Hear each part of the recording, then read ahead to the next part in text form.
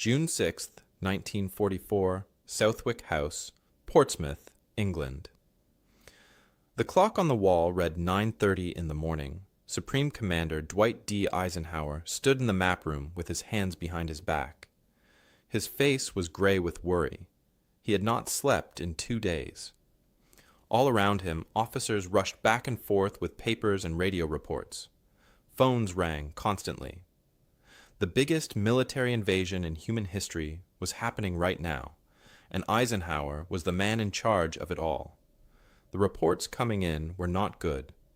At a beach called Omaha, American soldiers were dying by the hundreds. They were pinned down on the sand. German machine guns cut them down as soon as they left their boats. At another beach called Sword, British troops were struggling to move forward. The Germans were fighting hard. The invasion that was supposed to sweep across France was stuck. Men were dying on 5 different beaches, and Eisenhower could only wait and hope and pray that his plan would work. Then a young officer rushed into the room. He carried a single piece of paper. His hand shook as he gave it to Eisenhower. The Supreme Commander read it once. Then he read it again. His eyes went wide. He looked up at his Chief of Staff, General Walter Bedell Smith.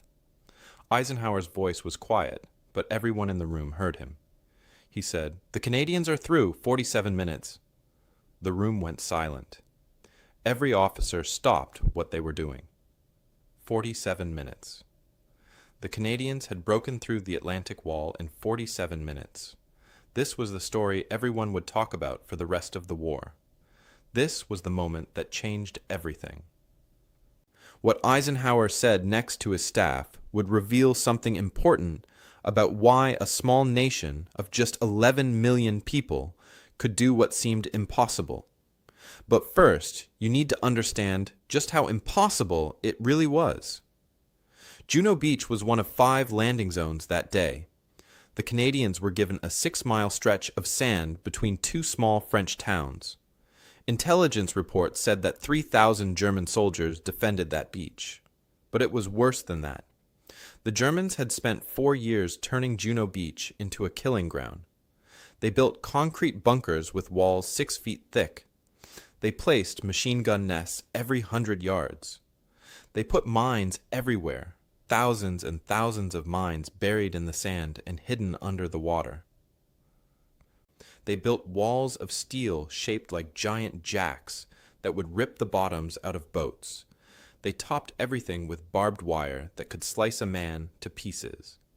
And behind it all sat massive 88-millimeter guns that could destroy a tank with one shot.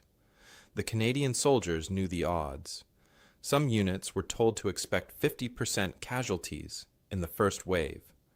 That meant 1 out of every 2 men would be killed or wounded in the first few minutes. 50%. Half of them would not make it off the beach alive. The Canadians had another reason to be afraid. 2 years earlier, in 1942, Canadian soldiers had tried to raid the French town of Dieppe. It was a disaster.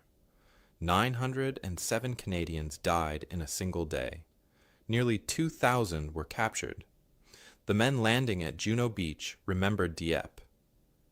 They remembered their friends who died there. They knew what could go wrong. But Juno Beach was just one small part of something much bigger. On June 6, 1944, 156,000 Allied soldiers crossed the English Channel. They came in 5,000 ships. They were protected by 11,000 airplanes. This was D-Day. This was the invasion that would decide World War II. If it failed, Nazi Germany would have years to build new weapons, maybe even atomic bombs. If it failed, millions more people would die. The freedom of the entire world depended on what happened on those 5 beaches. Behind the beaches stood Adolf Hitler's Atlantic Wall. He called it impregnable. That means it could never be broken. It stretched for 50 miles along the French coast. The bunkers were connected by tunnels. Soldiers could move from position to position without ever going outside. The guns could fire in every direction. Hitler believed that no army could break through. He was wrong about the Canadians, but he was almost right about everyone else. Making everything worse was the weather. Eisenhower had already delayed the invasion by 1 full day because of a storm. Giant waves crashed across the English Channel. Many soldiers got seasick before they even reached France. The naval guns that were supposed to destroy the German bunkers could not aim properly because the ships were rocking so hard.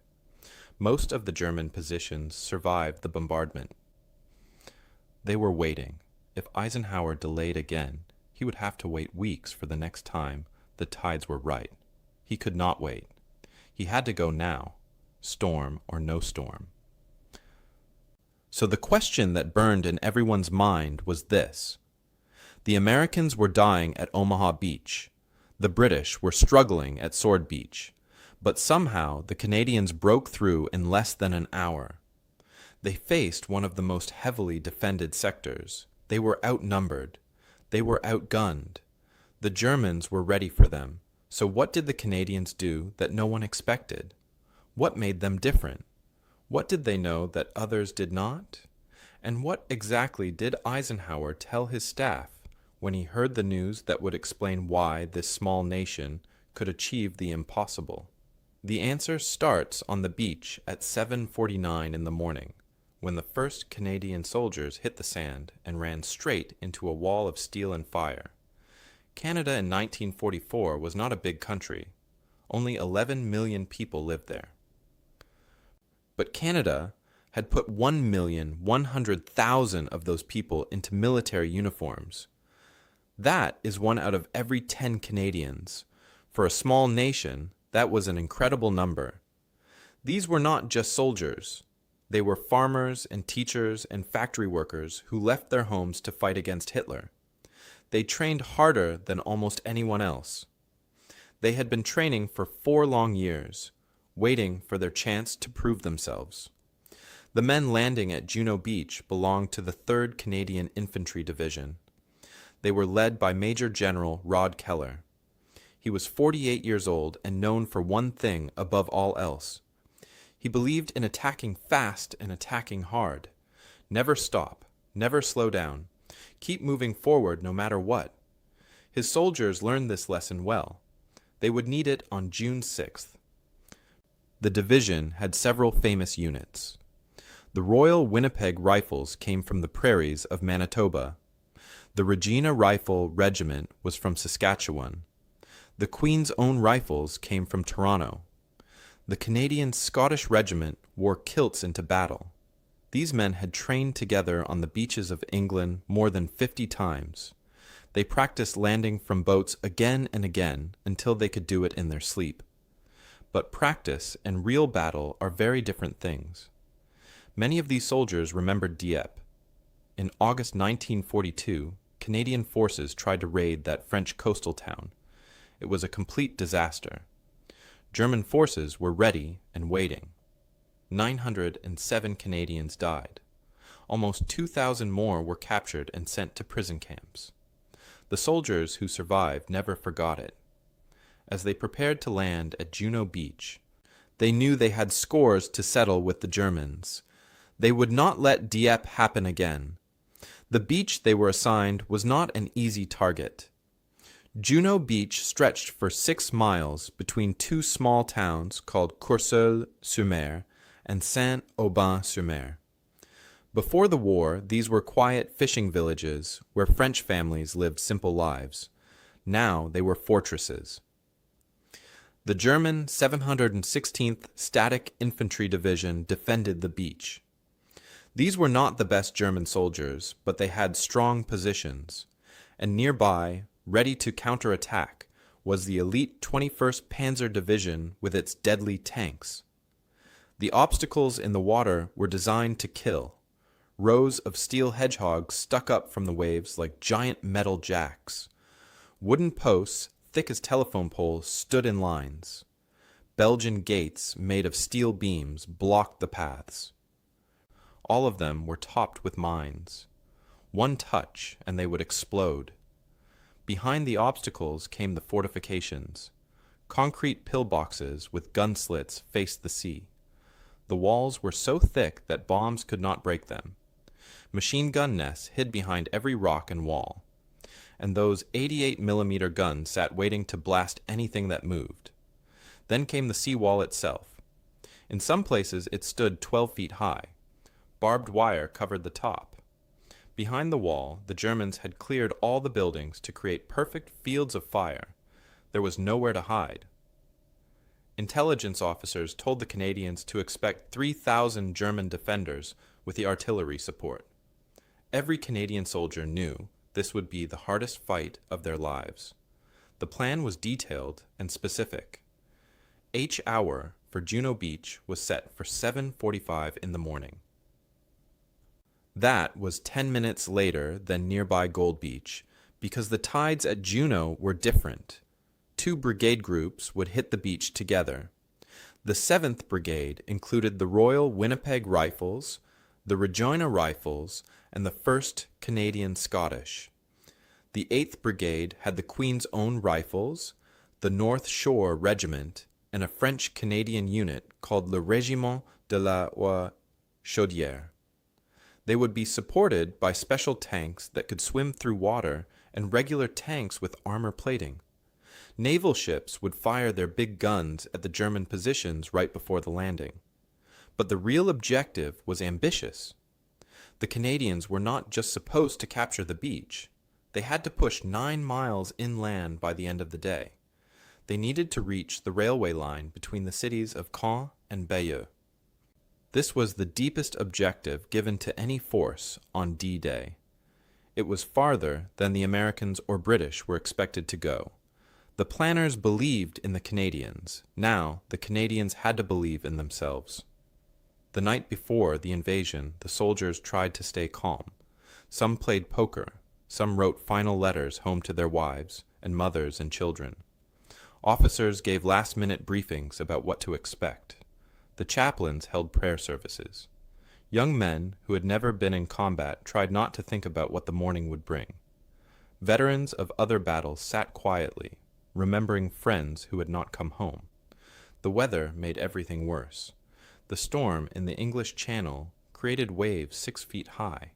Many landing craft rocked so hard that soldiers got seasick before they even left England. They knew the rough seas would throw off the naval bombardment. The big ships would not be able to aim accurately. That meant more German bunkers would survive. That meant more German guns would be shooting at them when they landed. The mood among the men was a strange mixture. They were determined. They were ready. But they were also afraid. Everyone had heard about Dieppe. Everyone knew that some of them would not survive the day. They checked their weapons one more time. They helped each other with equipment. They tried to joke and laugh to hide their fear. And when the order came to board the landing craft, in the dark hours before dawn, they climbed down the rope nets and tried not to think about what waited for them on a beach called Juno. The crossing began at 6 in the morning. 110 ships carried the Canadian assault force across the English Channel. The waves were huge, 6 feet high. The landing craft rocked back and forth like toys in a bathtub. Men held onto the sides and tried not to fall over. Many of them got sick. They leaned over the rails and threw up into the sea. Some had been sick all night. Now they were exhausted before the battle even started. The spray from the waves soaked everyone to the skin. The cold water mixed with the smell of oil and vomit and fear. The naval bombardment had already begun. Big ships fired their guns at the German positions on shore. The sound was like thunder that never stopped. Boom, boom, boom. Shells screamed overhead and exploded on the beach. Huge clouds of smoke and dust rose into the sky. The plan was for this bombardment to destroy the German bunkers, but the rough seas made the ships rock too much. The gunners could not aim properly. Most of their shells missed. Most of the German positions were still standing, still waiting.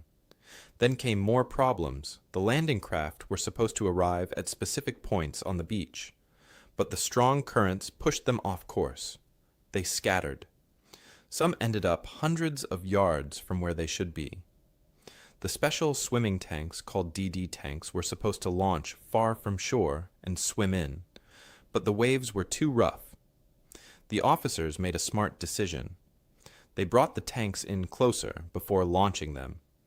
29 out of 40 tanks made it to the beach. That was much better than at Omaha Beach, where almost all the tanks sank, but it was still not enough.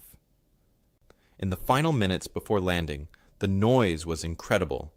Engines roared, naval guns boomed, shells exploded. Officers shouted orders but could barely be heard. Some men prayed, some checked their weapons for the 10th time. Some just stared at the beach ahead and tried to be brave.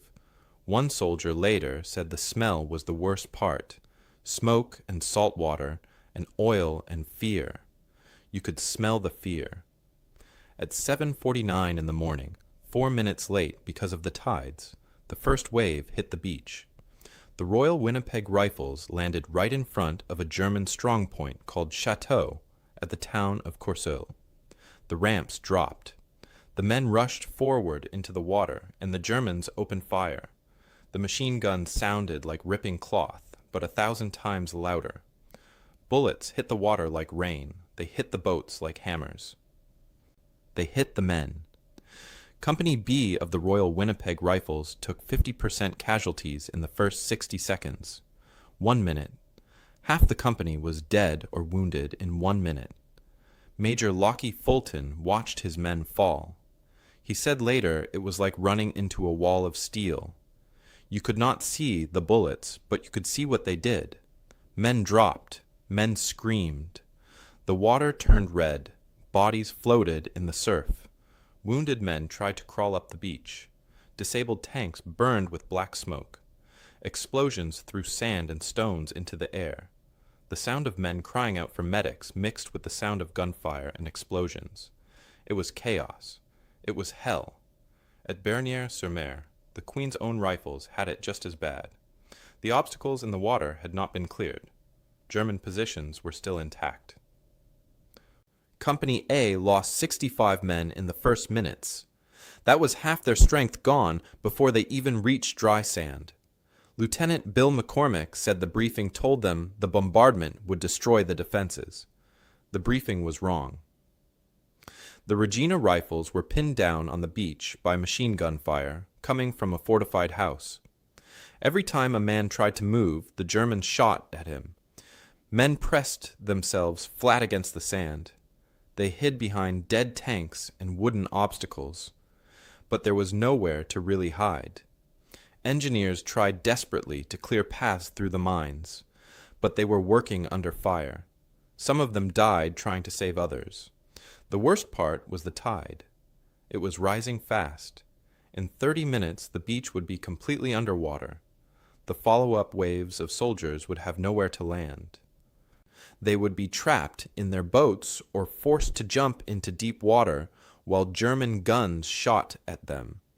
The clock was ticking. Meanwhile, reports came in that the German 21st Panzer Division was getting ready to counterattack. These were the elite German troops with the best tanks. If they reached the beach while the Canadians were still stuck, it would be a massacre. On the German side, Obergefreiter Wilhelm Schmidt fired his machine gun until the barrel was too hot to touch. He later said they waited for months, and now the Canadians came, and they fired and fired, but there were so many of them. From a landing craft, one sailor watched men fold up like paper as they stepped off the ram. A Canadian private named Jack Martin saw his best friend's head just disappear. Then he was in the water, then on the sand, yet then somehow behind a tank. He could not remember how he got there. By 8:15 in the morning, the situation was critical. Men were pinned down. Casualties were mounting. The beach was a killing zone. Radio messages went back to the command ships. Heavy resistance, casualties high, slow progress. Everyone was asking the same terrible question. Is this Dieppe all over again? Were the Canadians about to fail, just like they failed 2 years before? Everything hung in the balance. The next few minutes would decide everything. At 8:15 in the morning, something changed. Something that made the Canadians different from everyone else. The officers did not wait for orders from headquarters. They did not stop to reorganize. They did not call for more support. They attacked. Right there, in the middle of the chaos and death, they made a decision that would win the battle. They decided to move forward. Major Lockie Fulton of the Royal Winnipeg Rifles was watching his men die on the beach. Half his company was already down.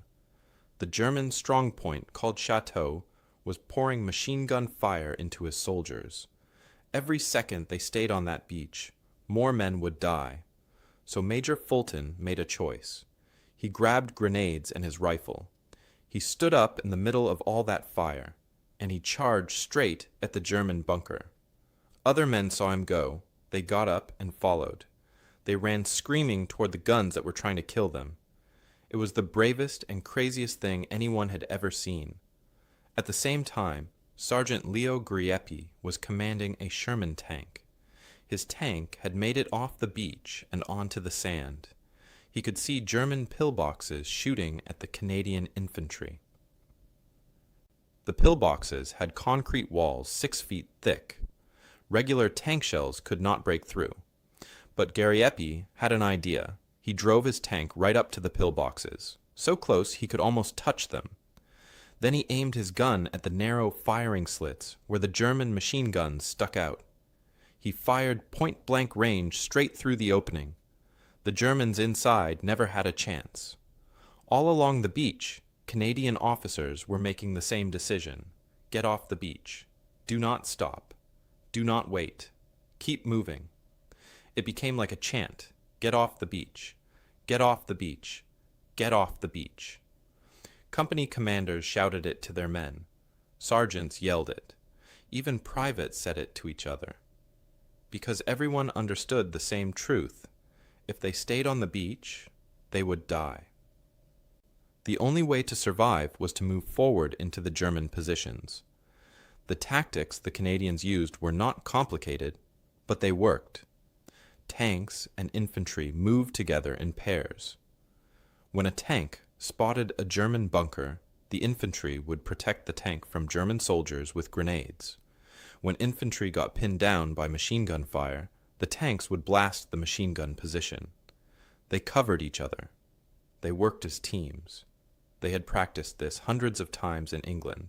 Now it was saving their lives. Some small teams of Canadians did something very smart. Instead of attacking German strongpoints from the front, they went around them. They found gaps in the defenses. They crawled through holes in walls.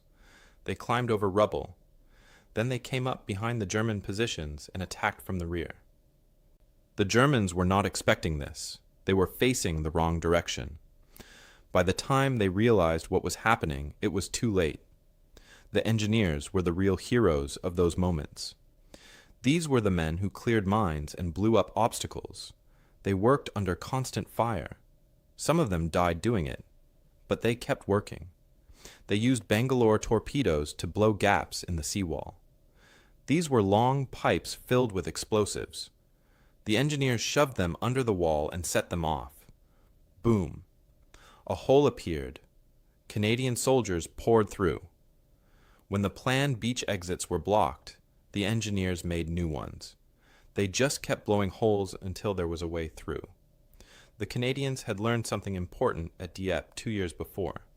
At Dieppe, they had stopped. They had tried to reorganize on the beach. And the Germans had slaughtered them. This time would be different. This time, they would keep moving no matter what. Momentum was everything. Once you started moving forward, you could not stop. Not for anything. At 8:20 in the morning, the 1st Canadian units reached the seawall. They placed their explosives. They blew the gaps. They rushed through into the town of Corseul. German soldiers in the streets were shocked. The Canadians were supposed to be pinned down on the beach. How were they in the town already? 5 minutes later, at 8:25, the Regina Rifles captured the fortified house in Corseaux. They fought from room to room. Germans on the first floor, Canadians on the second. Grenades through doorways. Rifle fire through windows. It was brutal close-quarters fighting. But the Canadians won. At 8:30, Major Fulton and his men finally took the Chateau strongpoint. The Germans, who were still alive, surrendered. Their hands went up. Some of them were crying. The position that had killed so many Canadians in the first minutes was now silent. 2 minutes later, at 8:32, the Queen's Own Rifles reached the center of Bernières-sur-Mer. They had fought through streets filled with German soldiers. Every house was a battle. Every corner was dangerous. But they kept pushing forward. They did not stop. At 8:36 in the morning, a Canadian radio operator sent a message back to the command ships in the English Channel. The message was short: Juno Beach secure. Proceeding inland. Those 4 words changed everything. The men who fought there later tried to explain what it was like. Corporal Colin Brebner charged a machine gun nest that day. People called him a hero. He said no. He said he was not brave. He was angry. Angry for Dieppe. Angry for his friends who died there. That anger pushed him forward when his brain was screaming at him to hide. Captain Gord Brown said something simpler. We knew if we stopped, we died. So we didn't stop. That was the whole secret. Keep moving or die. It was that simple. From the German side, it looked like a nightmare. One German soldier said they just kept coming. We shot them, and more came. We shot those, and more came. Then they were on top of us. Then it was over. The fighting was confusing and terrifying. Smoke everywhere, dust in the air. You could not see more than a few feet. Men were shouting in English and German and French. Explosions, gunfire, screaming. It was impossible to tell friend from enemy sometimes. Soldiers shot at shadows and hoped they were shooting at the right people. The final count was both terrible and amazing. The beach landings began at 7:49 in the morning. By 8:36, just 47 minutes later, the beach defenses were broken and the towns were secured. 47 minutes. It was faster than any other beach on D-Day, faster than anyone had dared to hope. But the cost was real. 340 Canadians were killed in those 47 minutes. 574 more were wounded. Almost 1,000 casualties in less than an hour. But they had done the impossible. They had broken through Hitler's Atlantic Wall, and now nothing could stop them. The follow-up waves of Canadian soldiers began landing at 8:45 in the morning. They expected to face the same hell that the first wave had fought through. They expected to run into machine gun fire and explosions. They expected to see their friends die in front of them. But instead, they found something amazing. The beach was secure. The guns were silent. The Germans were either dead, wounded, or surrendering. The men in the second wave could barely believe it. They walked off their landing craft onto a beach that had been a killing ground just minutes before. Now it was safe. By 10 in the morning, Canadian forces were 3 miles inland. 3 miles. That was farther than any other Allied force would get on D-Day. The Americans at Omaha Beach were still fighting just to get off the sand. The British at Sword Beach were moving slowly, but the Canadians were racing inland like nothing could stop them. By noon, the leading Canadian units reached the outskirts of the city of Caen. That was their objective for the entire first day. They had reached it in less than 5 hours. Back on the beach, the scene was both terrible and hopeful. Medics worked frantically to save the wounded. They ran from man to man with bandages and morphine. Some wounds were too bad. Those men died despite everything the medics tried. Other men would survive, but would carry scars for the rest of their lives. Graves registration teams began the sad work of identifying the dead. They went through pockets looking for identification tags and personal items. Letters from home, photos of wives and children. These would be sent back to families who would soon learn their loved ones were not coming home. Engineers continued clearing the remaining mines. This work was just as dangerous now as it had been during the battle. One wrong step and a mine would explode. But the beach had to be cleared so more troops and supplies could land. These engineers worked for hours, carefully marking safe paths and destroying the mines they found. Then something beautiful happened. French civilians began emerging from their cellars and basements where they had been hiding. They had lived under German control for 4 years. 4 long years of occupation and fear and hunger. Now they were free. Old women came out crying and kissing Canadian soldiers on both cheeks. Men shook hands with tears running down their faces. Children stared wide-eyed at the foreign soldiers who had liberated their towns. Some families offered wine and bread to the Canadians, even though they had almost no food for themselves. The joy was mixed with sorrow because many French homes had been destroyed in the fighting, but they were free. That was what mattered most. The Canadian reactions to what they had accomplished were complicated. Major General Rod Keller was back on his command ship receiving reports. When he heard that his men had broken through and were pushing toward Caen, he said something that captured everyone's feelings. Good Christ, they actually did it. They bloody well did it. There was shock in his voice, pride, relief, and probably some disbelief that it had worked. Private Jack Martin sat in a liberated French house, trying to understand that he was still alive. He had seen his best friend die right next to him on the beach. He had run through fire that killed men all around him. Now he was sitting in a chair in a French kitchen and he was alive. He kept saying it to himself, "I'm alive. I can't believe I'm alive." But the guilt was already starting. Why him? Why did he survive when so many others did not? Chaplain Captain Walter Mowat moved among the dead saying prayers over each body. He had seen terrible things that morning. Young men torn apart by bullets and shells. Boys who should have been home with their families, now lying cold on foreign sand. He prayed over each one. They paid the price, he said quietly. Dear God, what a price. Corporal Colin Brebner sat with his squad. They had taken their objective. They had won. But when Brebner looked around, he saw empty spaces where friends should be. We won, he said. But look at who's not here to celebrate. The victory felt hollow when you counted the cost in friends who would never laugh or talk or go home again. The German reaction showed that they knew they had been beaten by something special. General Major Wilhelm Richter commanded the 716th Division that defended Juno Beach. His report to headquarters was honest and grim. The Canadians fight like devils, he said. We cannot hold them. That was hard for a German general to admit. But it was the truth. German commanders sent urgent messages asking for reinforcements. The reports all said the same thing. Enemy breakthrough at Courcelles sector. Canadian forces advancing rapidly inland. Request immediate reinforcements. The Germans knew that if the Canadians kept pushing at this speed, the entire German defensive line in Normandy would collapse. Captured German soldiers told their interrogators the same story.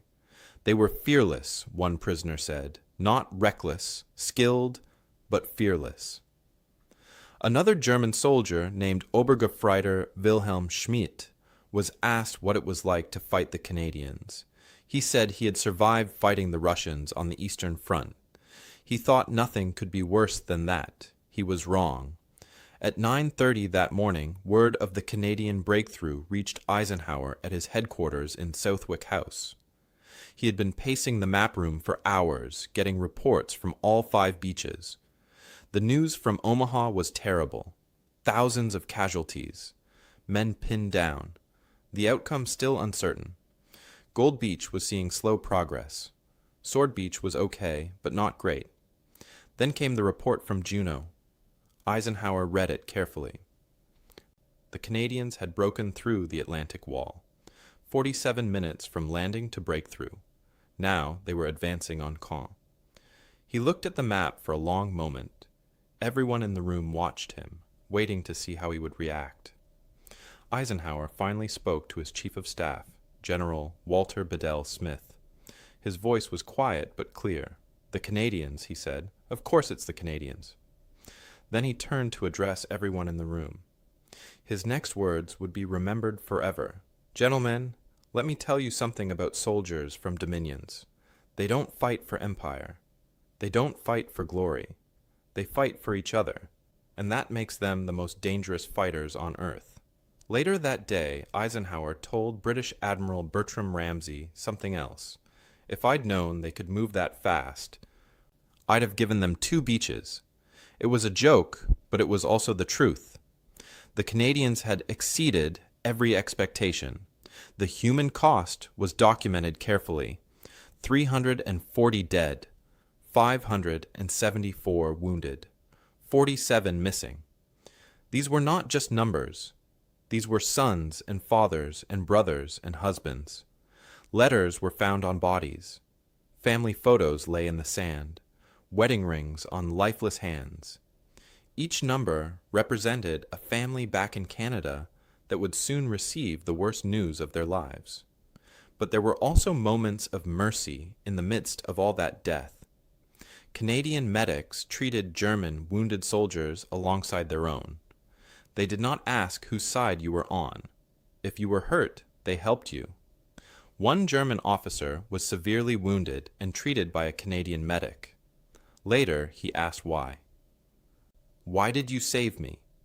The Canadian medic answered simply, "Because that's who we are." Even in war, even after all the killing, some men remembered their humanity. Those moments mattered. They showed that even in the darkest times, there was still light. The Canadian breakthrough at Juno Beach did more than just secure one section of coastline. It changed the entire invasion. The success created a crucial link between Gold Beach and Sword Beach. Without that link, the German army could have driven between the 2 beaches and split the Allied forces in half. That would have been a disaster. But because the Canadians pushed through so fast and so far, they created a strong connection that the Germans could never break. The Canadian advance also created another important effect. By threatening the city of Caen from the west, they forced the Germans to send reinforcements to stop them. Those reinforcements had to come from somewhere.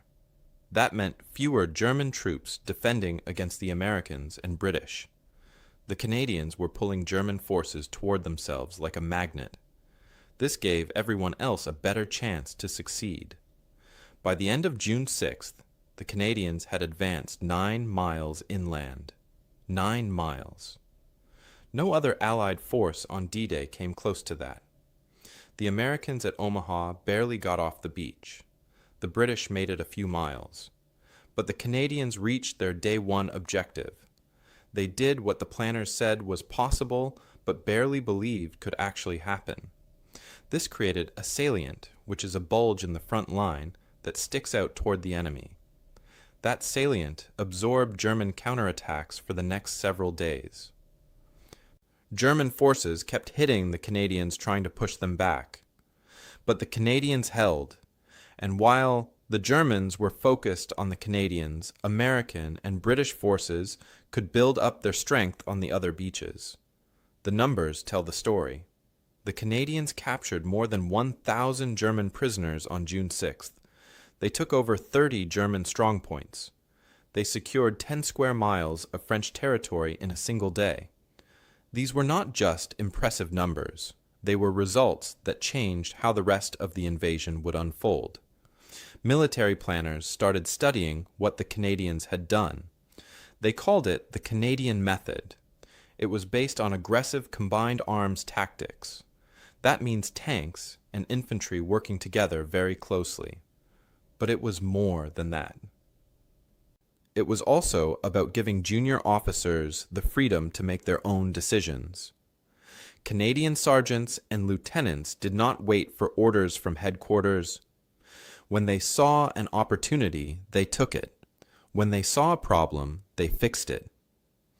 This kind of command philosophy had a fancy name called mission-type orders. It meant telling soldiers what needed to be done, but letting them figure out how to do it. After D-Day, military schools around the world studied the Canadian breakthrough. They tried to understand what made it work. The answer was not just one thing, it was training. 4 years of practicing beach landings over and over. It was experience. Many Canadian soldiers remembered Dieppe and were determined not to let it happen again. It was leadership. Officers who led from the front instead of from the rear. And it was a philosophy. Keep moving forward. Never stop. Momentum is everything. British General Bernard Montgomery was the man who planned the D-Day landings. After the battle, he said something important. The Canadian breakthrough was the key to the entire invasion's success. Without it, Omaha might have been evacuated. That was a shocking statement. Montgomery was saying that if the Canadians had failed, the whole invasion might have failed. The Americans might have been forced to retreat from Omaha Beach. D-Day itself might have been a disaster, but the Canadian success made everything else possible. The impact on morale was huge on all sides. For the Allies, the Canadian breakthrough boosted confidence. If the Canadians could break through the Atlantic Wall in less than an hour, then the Atlantic Wall was not unbeatable. The stories of Canadian courage spread through American and British units. At Omaha Beach, where men were still dying by the hundreds, officers used the Canadian success to inspire their troops. If the Canadians can do it, so can we. Those words helped push the Americans forward when everything looked hopeless. For Canada itself, Juno Beach became a moment of national pride. Canada was a small nation of just 11 million people, but they had achieved what larger nations struggled to do. The news reached Canada on June 7th. Families gathered around radios to hear the reports. There were celebrations in the streets. But there was also grief because everyone knew the victory came with a terrible price. Many Canadian families would soon learn that their sons and husbands and fathers would not be coming home. For the Germans, and the news was devastating. Before D-Day, German troops believed the Atlantic Wall could not be broken. Hitler had told them it was impregnable. The propaganda said no invasion could succeed, but the Canadians proved that wrong in 47 minutes. German morale dropped. If the Atlantic Wall could not stop the Allies, what could? German intelligence reports after Juno Beach started marking Canadian units with special warnings. One report said assault troops avoid engagement if possible. That was extraordinary. The Germans were telling their soldiers to avoid fighting Canadians if they could help it. The way different sides viewed the Canadians changed completely. Before D-Day, some Allied commanders saw Canadian forces as colonials or second-tier troops. They thought American and British forces were the real professionals. After Juno Beach, that attitude disappeared. Winston Churchill, the British Prime Minister, sent a message to Canadian Prime Minister Mackenzie King. "Your sons have written one of the great chapters of this war," he said. American General Omar Bradley was even more direct. "I'd take a Canadian regiment over any 3 I've got," he said. That was high praise from a man who commanded hundreds of thousands of American soldiers. German commanders reached their own conclusions. Field Marshal Erwin Rommel arrived in Normandy on June 7th. He had been in Germany when the invasion started. When he saw the reports about Juno Beach, he asked a question that showed how shocked he was. How did the Canadians get through? Those positions should have held for days. The Germans had expected their defenses to stop the invasion for at least 48 hours. The Canadians broke through in 47 minutes. That changed every German calculation about what was possible.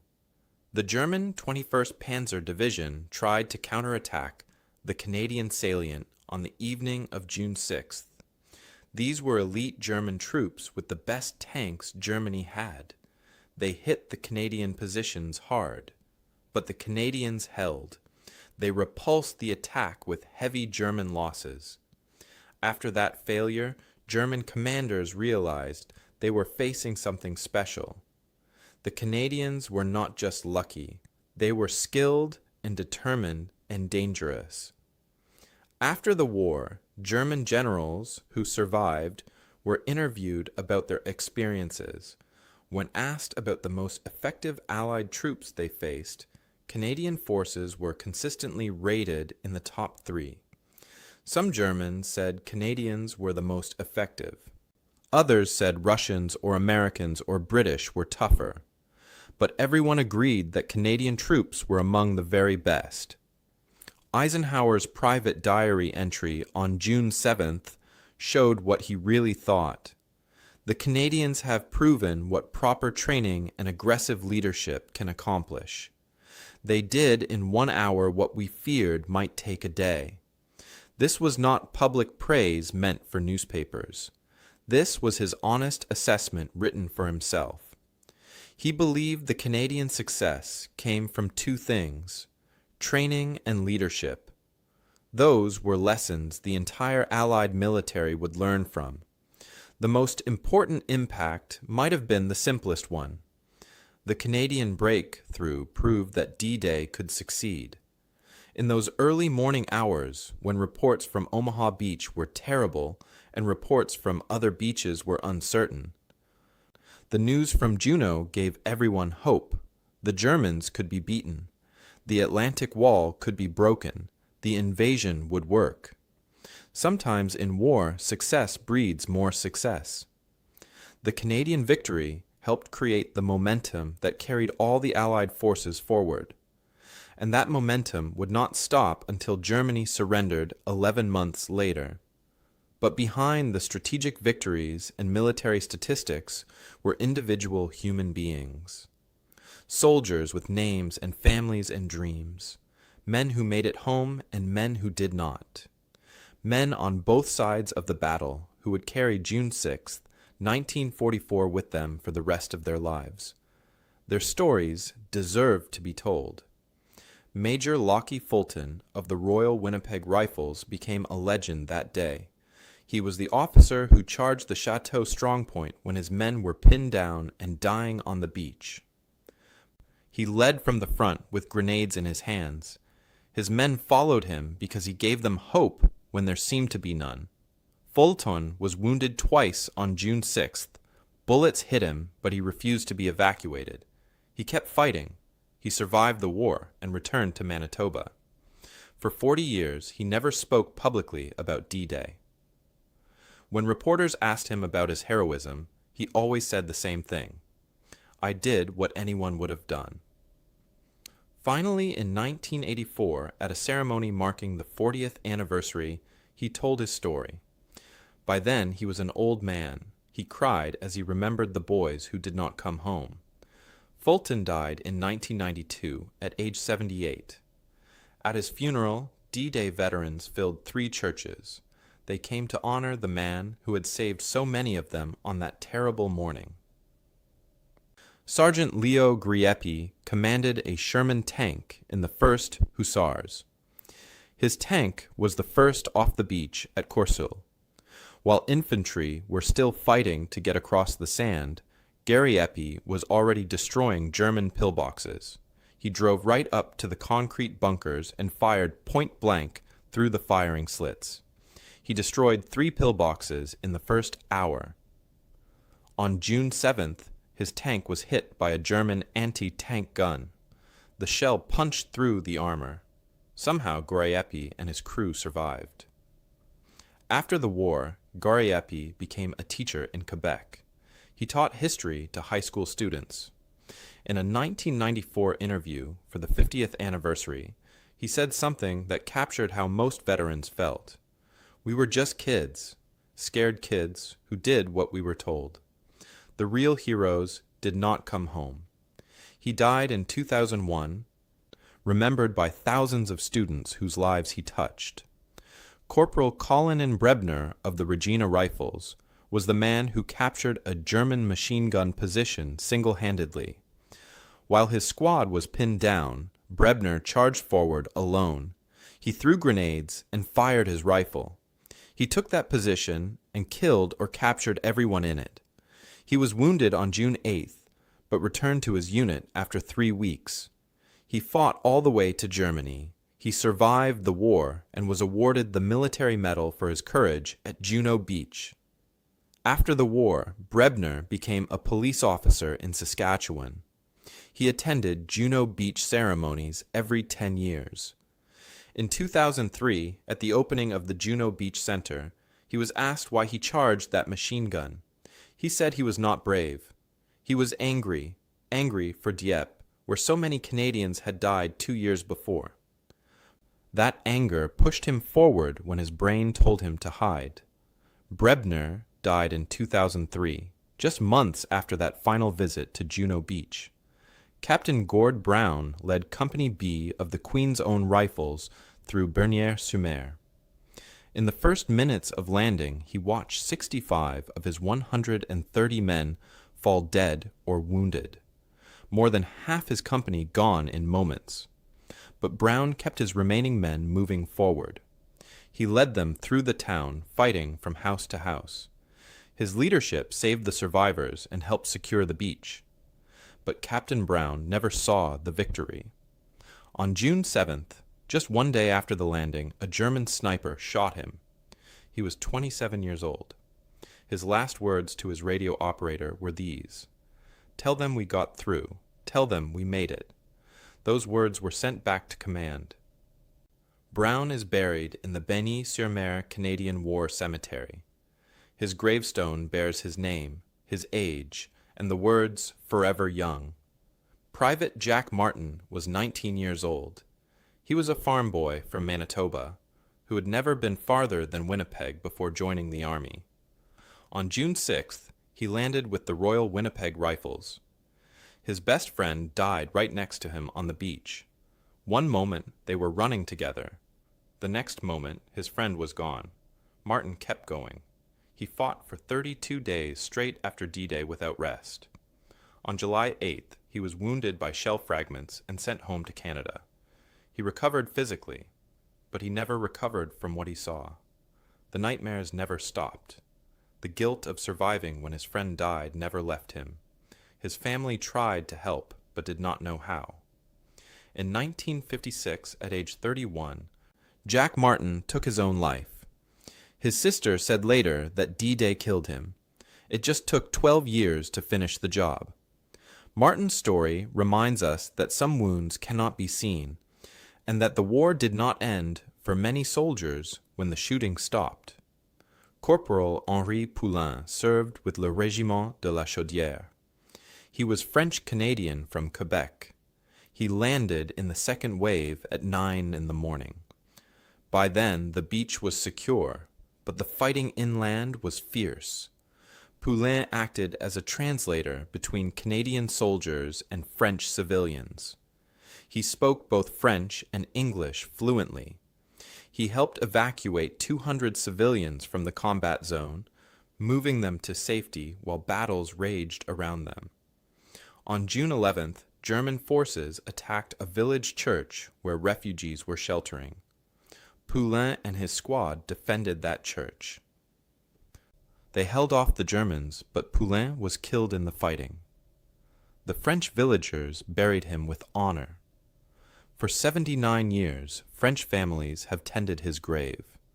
They bring flowers every week.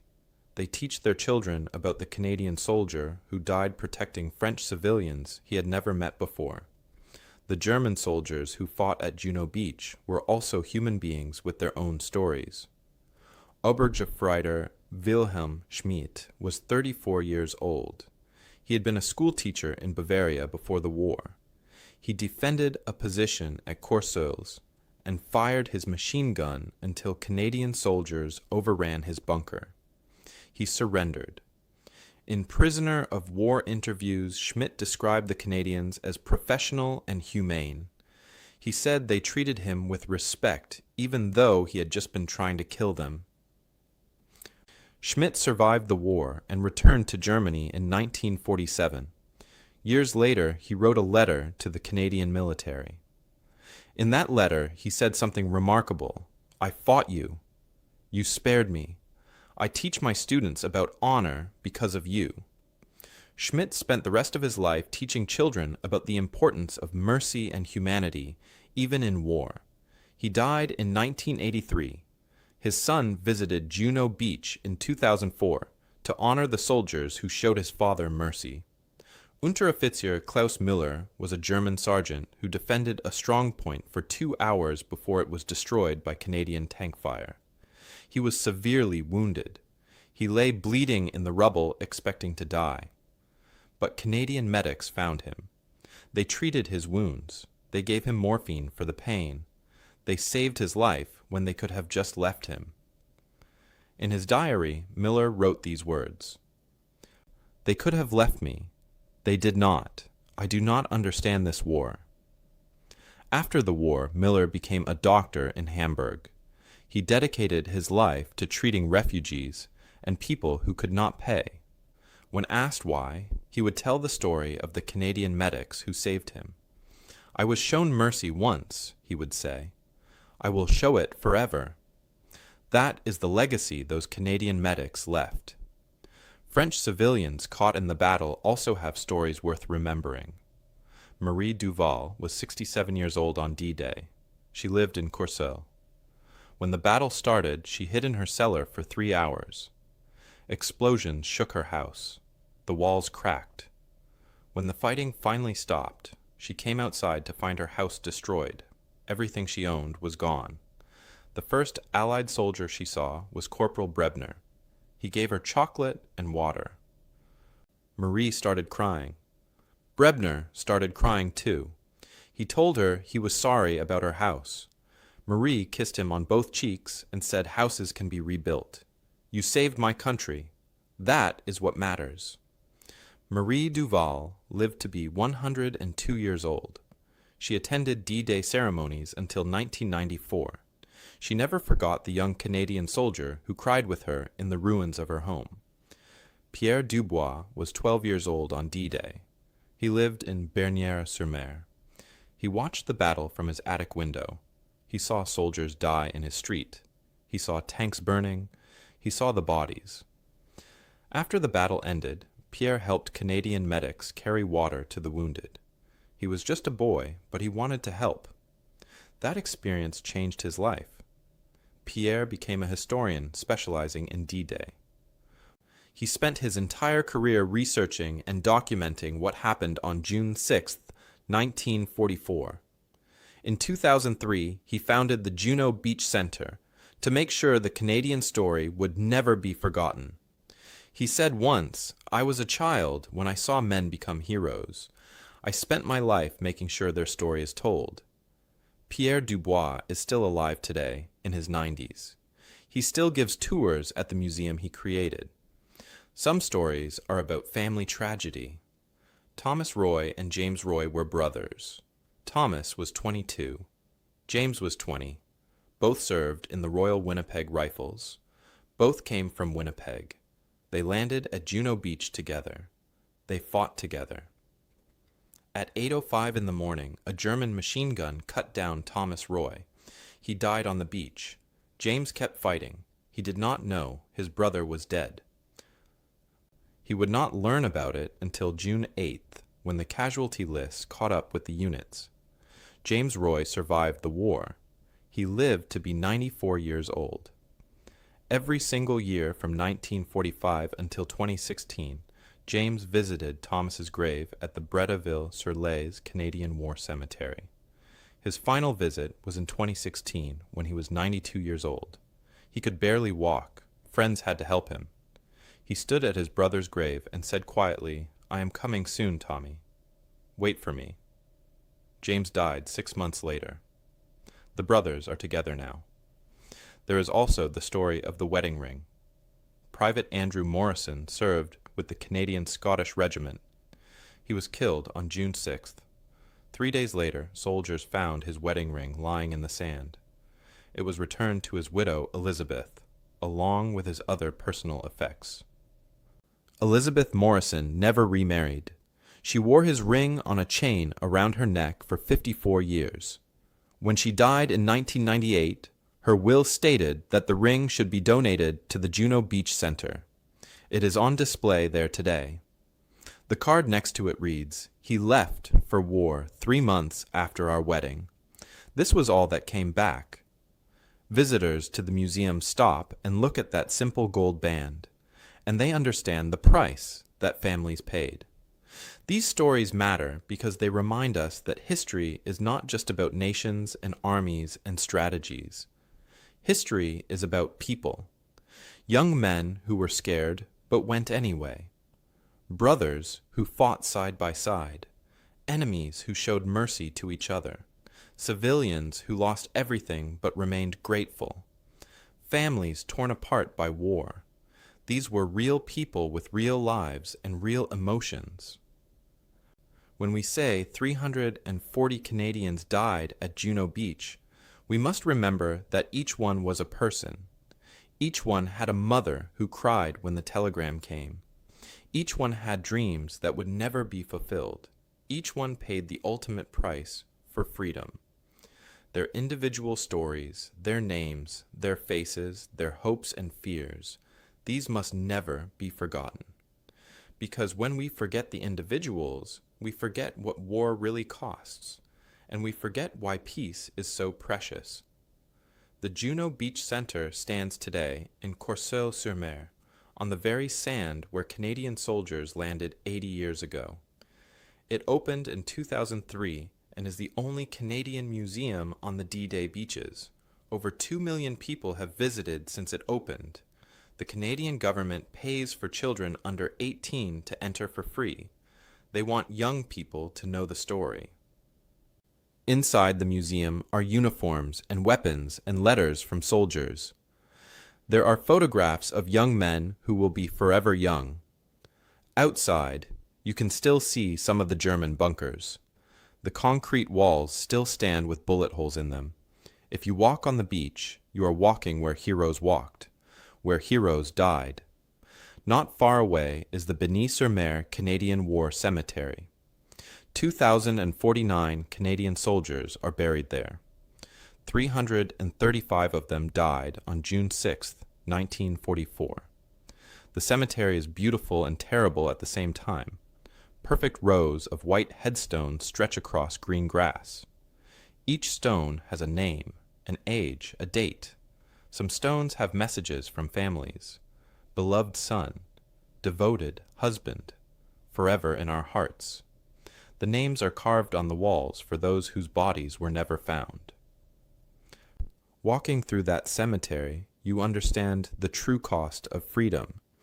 Every stone is a life that ended too soon. Every name is a family that was broken.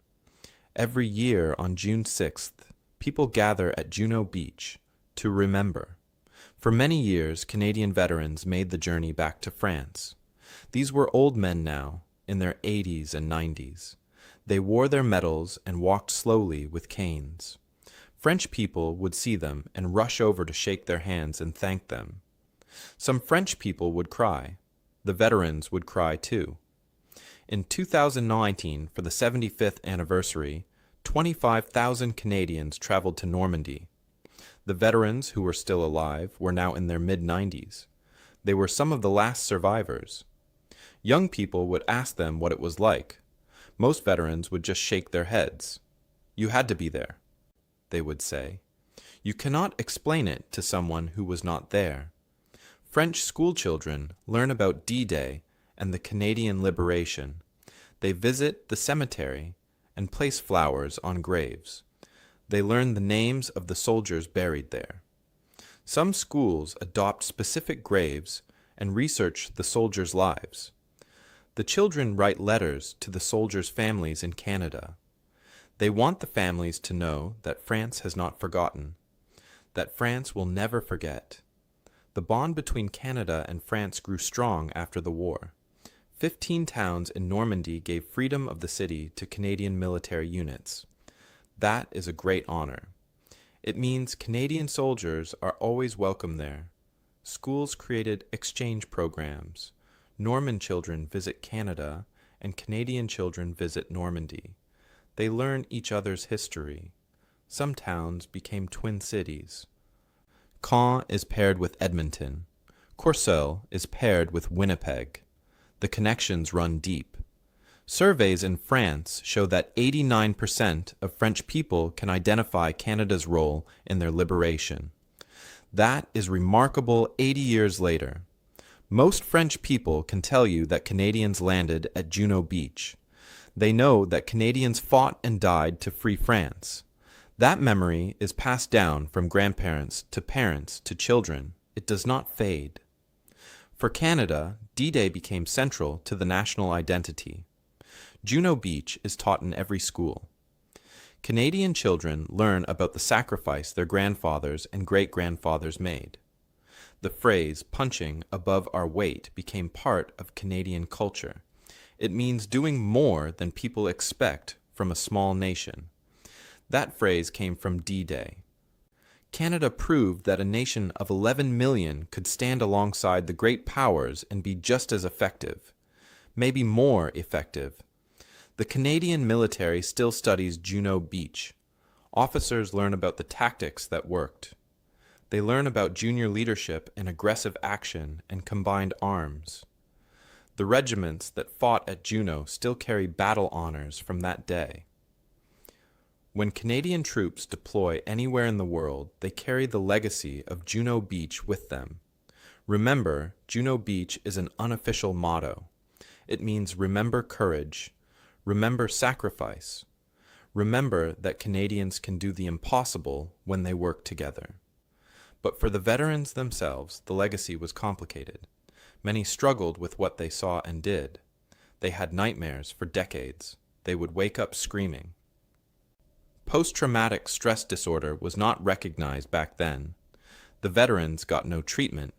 They were just expected to go back to normal life as if nothing had happened. But you cannot see your friends die and be normal again. You cannot kill other men and be normal again. Many veterans felt guilty for surviving when others did not. Why did I live when Tommy died? Why me and not him? Those questions haunted them. Most veterans stayed silent for 40 or 50 years. They did not talk to their families about the war. Their children and grandchildren knew Daddy or Grandpa had been at D-Day, but that was all they knew. The veterans could not find the words to describe it, or maybe they did not want to pass that burden to their children. Only when the veterans reached their 80s and 90s did many finally start talking. By then, they knew they were running out of time. The stories had to be told before all the veterans were gone. The families of the veterans carry a weight, too. Over 100,000 Canadians today can trace their family back to someone who fought at Juno Beach. Many of their descendants joined the Canadian military themselves. They felt called to serve because their grandfather or great-grandfather served. They carry the names and the medals and the memories of men they might never have met. One grandson said, "I carry his name, his medals, his memory. I owe him everything." That feeling runs through many families. The debt to the past, the duty to remember. The French people who were liberated also passed down their memories. One woman, who is 78 years old in 2024, tells a story her father told her. He was 12 on D-Day. A Canadian soldier gave him chocolate. It was the first chocolate he had tasted in 4 years. That soldier's kindness changed her father's life. Her family honored Canada every day after that.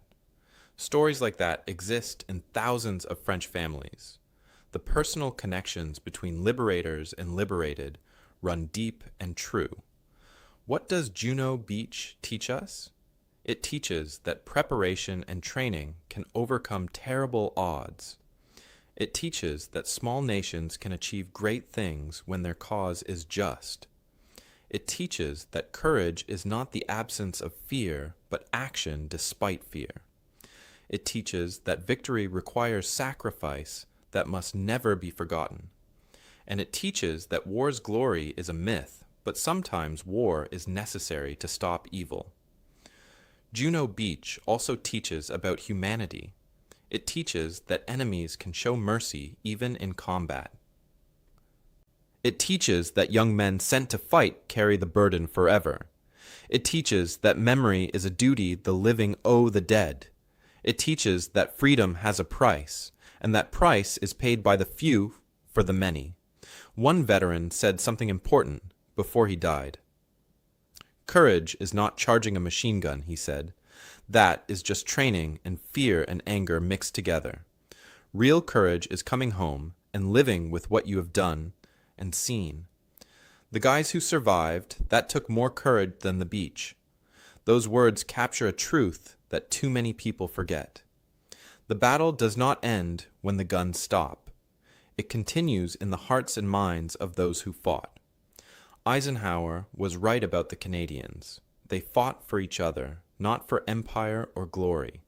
That made them the most dangerous fighters on earth. In 47 minutes, they broke Hitler's Atlantic Wall. They advanced farther than anyone else. They paid a terrible price. 340 dead, 574 wounded. But they held what they won. They never gave up. They never backed down. And they changed history. 80 years later, their sacrifice is not forgotten. It lives in the grateful memory of a liberated people. It lives in the doctrine of modern armies. It lives in the identity of a nation. It lives in the freedom we enjoy today.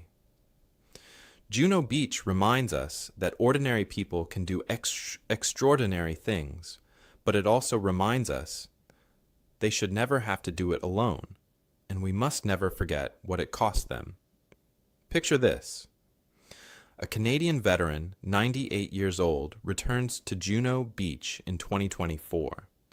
He knows this will be his last visit. He stands on the sand where he landed 80 years ago. His body is old, but his memories are sharp. A French child, maybe 8 years old, walks up to him.